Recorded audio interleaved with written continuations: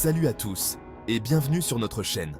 Aujourd'hui, nous allons plonger dans le monde fascinant de la biologie cellulaire pour découvrir trois processus essentiels: la mitose, la méiose et la fécondation.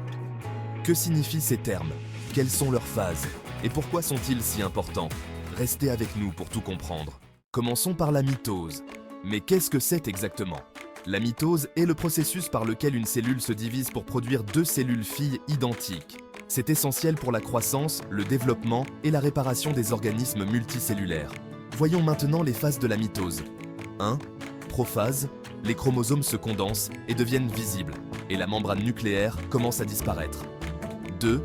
Métaphase. Les chromosomes s'alignent au centre de la cellule. 3. Anaphase. Les chromosomes se séparent et migrent vers les pôles opposés de la cellule. 4. Télophase.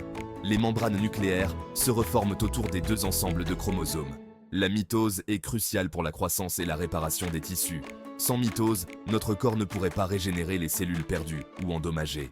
Passons maintenant à la méiose.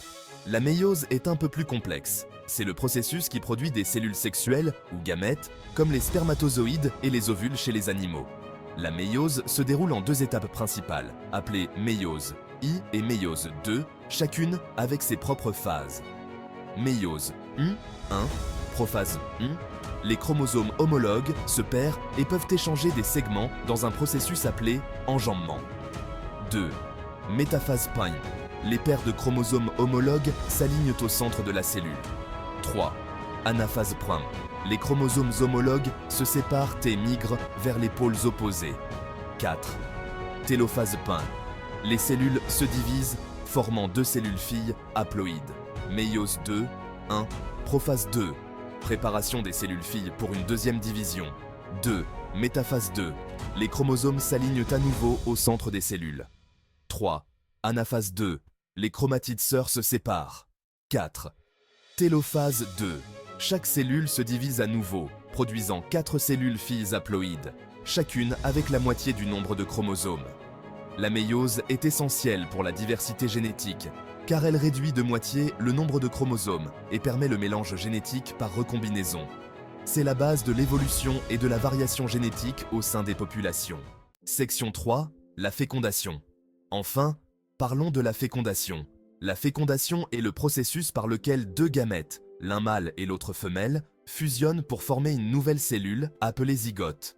Ce processus rétablit le nombre normal de chromosomes chez l'organisme et combine les informations génétiques des deux parents, créant ainsi un nouvel être unique. La fécondation est fondamentale pour la reproduction sexuée et la perpétuation des espèces.